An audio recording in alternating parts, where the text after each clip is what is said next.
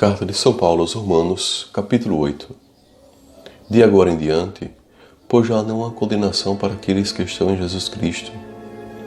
A lei do Espírito de vida me libertou em Jesus Cristo, da lei do pecado e da morte. O que era impossível à lei, visto que a carne a tornava impotente, Deus o fez, enviando por causa do pecado o seu próprio Filho numa carne semelhante à do pecado. Condenou o pecado na carne, a fim de que a justiça prescrita pela lei fosse realizada em nós, que vivemos não segundo a carne, mas segundo o Espírito. Os que vivem segundo a carne gostam do que é carnal. Os que vivem segundo o Espírito apreciam as coisas que são do Espírito.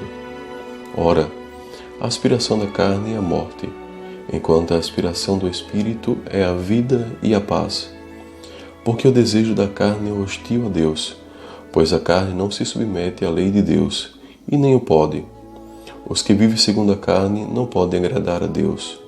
Vós, porém, não viveis segundo a carne, mas segundo o Espírito, se realmente o Espírito de Deus habita em vós.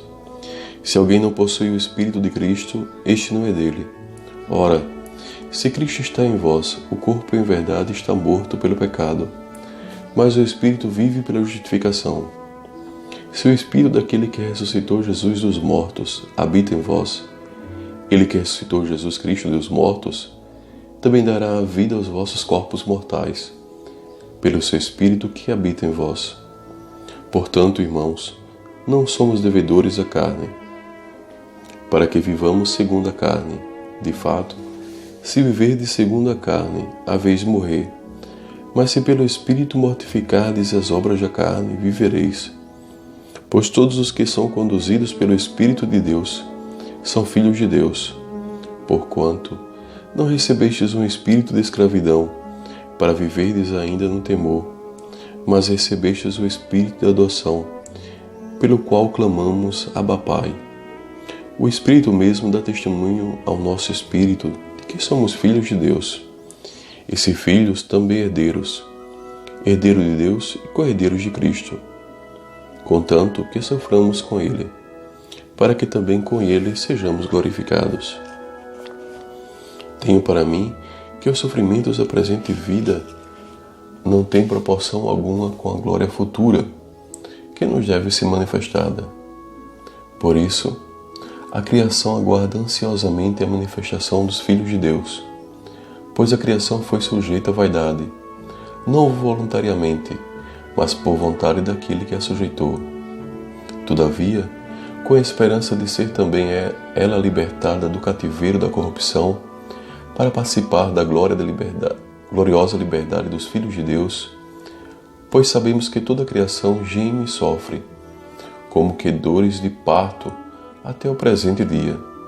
Não só ela, mas também nós, que temos as primícias do Espírito, gememos em nós mesmos, aguardando a adoção, a redenção do nosso corpo. Porque pela esperança é que fomos salvos. Ora, ver o objeto da esperança já não é esperança, porque o que alguém vê, como é que ainda o espera? Nós que esperamos o que não vemos, é em paciência que aguardamos. Outro sim, o Espírito vem em auxílio à nossa fraqueza, porque não sabemos o que devemos pedir, nem orar como convém, mas o Espírito mesmo intercede por nós com gemidos inefáveis. E aquele que prescruta os corações sabe o que deseja, o Espírito o qual intercede pelos santos segundo Deus.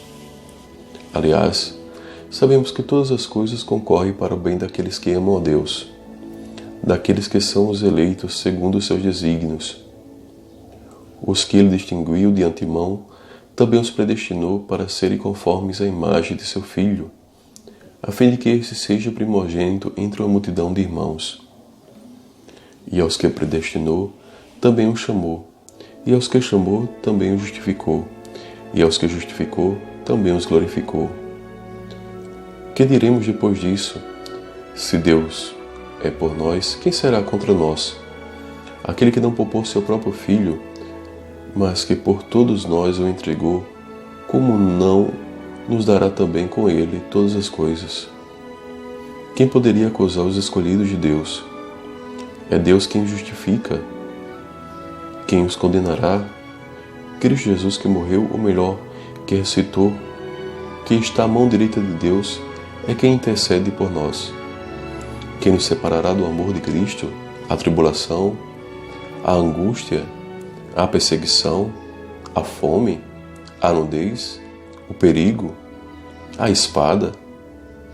Realmente está escrito: por amor de ti somos entregues à morte o dia inteiro. Somos tratados como gado destinado ao matadouro. Mas em todas essas coisas somos mais que vencedores, pela virtude daquele que nos amou. Pois estou persuadido de que nem a morte, nem a vida, nem os anjos, nem os principados, nem o presente, nem o futuro, nem as potestades, nem as alturas, nem os abismos, nem outra qualquer criatura nos poderá apartar do amor que Deus nos testemunha em Cristo Jesus, nosso Senhor.